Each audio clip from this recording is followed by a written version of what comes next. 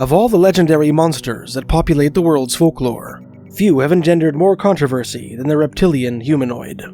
A creature with the general form of a man or woman, endowed with scaly skin, slit pupils, and other attributes shared by the cold-blooded crawlers of the natural world. Such figures feature in a sensational conspiracy theory, popularized by British writer David Icke, which this author touched on in a recent 4-hour docuseries, Too Dark to Publish on YouTube. The so-called Lizard Man of Scape Ore Swamp, spotted in a South Carolina wetland throughout the summer of 1988, has been the subject of fierce debate among cryptozoologists. And the monster of Thetis Lake, an anthropomorphic reptile, reportedly seen on British Columbia's Vancouver Island in the summer of 1972, was ridiculed by professional skeptic Daniel Loxton as among the silliest true monster legends ever created. Despite hordes of naysayers ready to dismiss the notion of a lizard man as utterly preposterous, the concept of reptilian humanoids recurs in the mythology of both Old and New World cultures, persists in popular fiction with uncommon frequency, and has even been the subject of at least one scientific theory.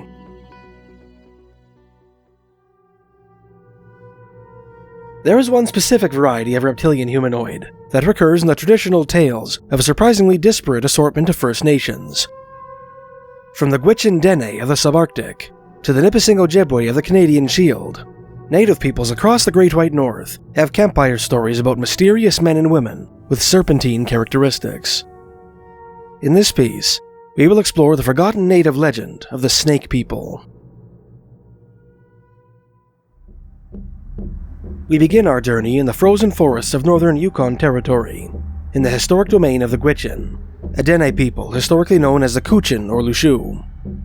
This rugged stretch of subarctic Canada is carpeted with hardy taiga, capable of withstanding the brutal cold of the boreal winter. Unsurprisingly, this harsh northern biome supports little in the way of cold-blooded creatures, the only known serpent in the territory being the tiny red-sided garter snake. Despite its dearth of reptilian denizens, Gwich'in country is said to have once been home to a strange creature with snake-like attributes, the legend of which first appeared in print in French Oblate missionary Father Émile Petitot's 1886 French-language book, Indian Traditions of Northwest Canada. Petitot's informants called these creatures Dinje na Tedet, or snake men, and described them as being black, hideous, and with enormous gaping mouths. One mythological tale which Petitot related intimates that these creatures are the descendants of an evil daughter of the moon and a large black nocturnal serpent which dwells in the northern muskeg.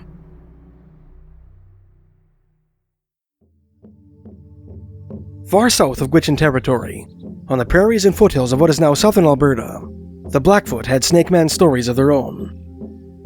According to the mid-20th century field notes of American ethnologist Claude Everett Schaefer, currently housed in Calgary, Alberta's Glenbow Archives, the Blackfoot believed that the powerful, friendless spirit of the rattlesnake sometimes visits people in their dreams, in which it assumes the form of an anthropomorphic serpent.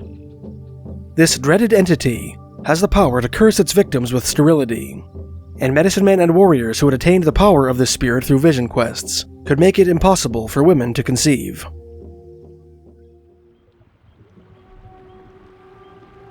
Comparison of the various legends regarding the naming of the city of Medicine Hat, Alberta, at the eastern edge of traditional Blackfoot territory, begets the unspoken implication that there might be something serpentine about the legendary Suyetupi, or underwater people of Blackfoot tradition. Powerful, dangerous, sinister mermen who lived in the deepest, darkest beds of lakes and rivers, who were said to drown those who trespassed in their territory.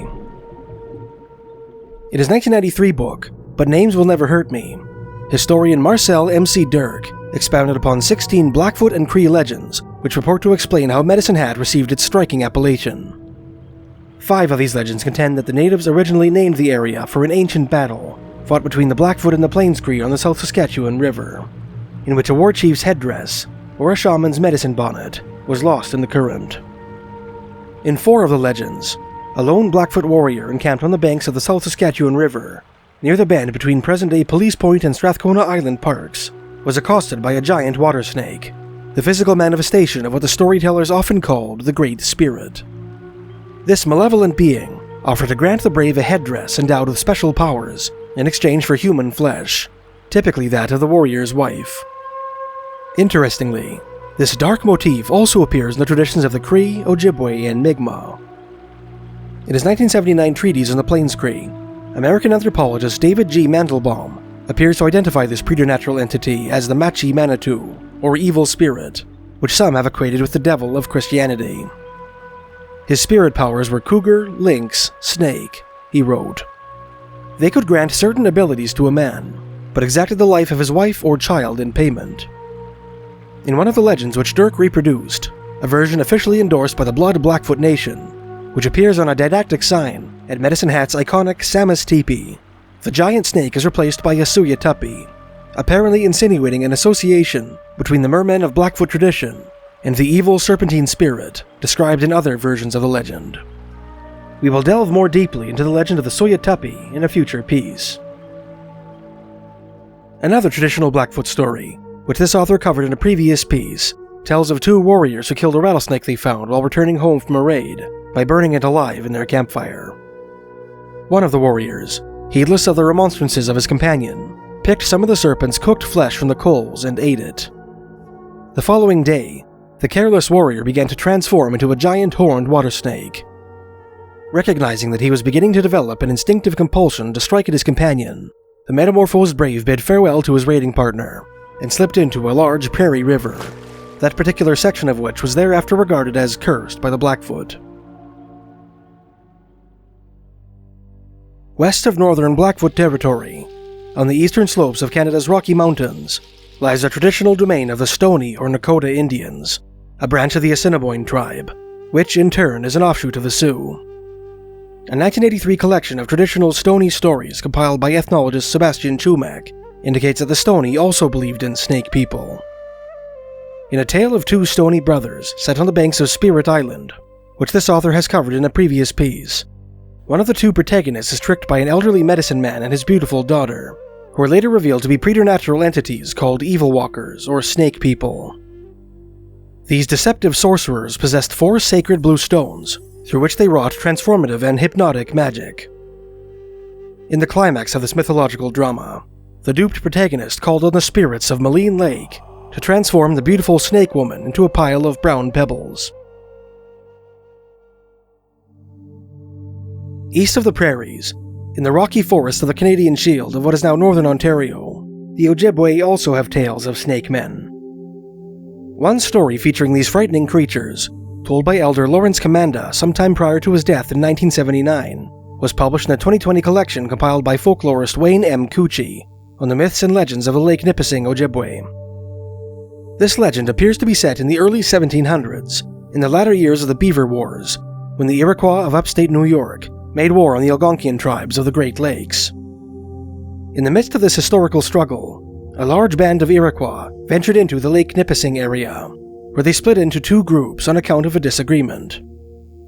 One of the groups established a village on the wooded mouth of the Sturgeon River, which empties into the lake's northwestern end, while the other canoed out into the lake and encamped on a small cluster of islands in the east-central part of Lake Nipissing, known today as the Manitou Islands. For the second band, living on the Manitous was alright for most of the summer and autumn months. What little in the way of food that was offered by the islands was more than supplemented by the plentiful fish catches from the lake. But then winter struck, and fishing became very poor. Soon the little band's food supplies began to dwindle, and shortly afterwards, famine swept through the tiny islands. Unwilling to return to the lakeshore, the Iroquois decided to remedy their lamentable situation by turning to witchcraft. Since they did not have any medicine men among their ranks, the natives elected an 11-year-old girl to obtain medicine powers, pubescent girls supposedly being imbued by some mysterious otherworldly energy. In preparation for her task, the girl was sent to an isolated spot in one of the Manitou Islands, where she was to fast for 22 days. At first, the girl was regularly visited by her sister and brothers. One day, however, her family members failed to appear. Later that same day, the girl heard eerie moaning issuing from the direction of the main camp. Alarmed, she decided to return to see what had happened. When she arrived at the camp, Commanda said, she went to her family's lodge and peered in. The girl's eyes were met with a great shock as she stared at the far corner of the room, There, in the corner, lay her father. The upper part of his body was intact, but the lower half was in the form of a snake. When the little girl's father saw her, he cried out to her to go to the mouth of the Sturgeon River and tell the other band what she had seen. "No one will ever be able to live here because it is cursed," her father wailed. The stricken man then implored his daughter to leave the islands in haste, fearing that his other children, who had completely transformed into snakes, might devour her. The girl did as requested, and brought the story of her band's fate to the Iroquois on the Sturgeon River. The next morning, a party of Iroquois braves paddled out into the lake to investigate her claims. When they reached the Manitou Islands, they found their kinsman's camp deserted. The only sign of activity were snake-like impressions in the snow, which ran from the village to a certain pond. From the girl's testimony, and the scanty evidence to be found on the islands, the warriors deduced that the villagers had caught a cursed sturgeon in the pond and eaten it, initiating their transformation into snakes, which are long, narrow, and scaly like sturgeon. Long removed from the campfire stories of yesteryear, tales of reptilian humanoids persist today in the form of a disturbing conspiracy theory, which I touched on in a free 4-hour docuseries, which this platform's algorithm seems to have buried. To find out how you can watch this series, please click the end screen card or the link in the description.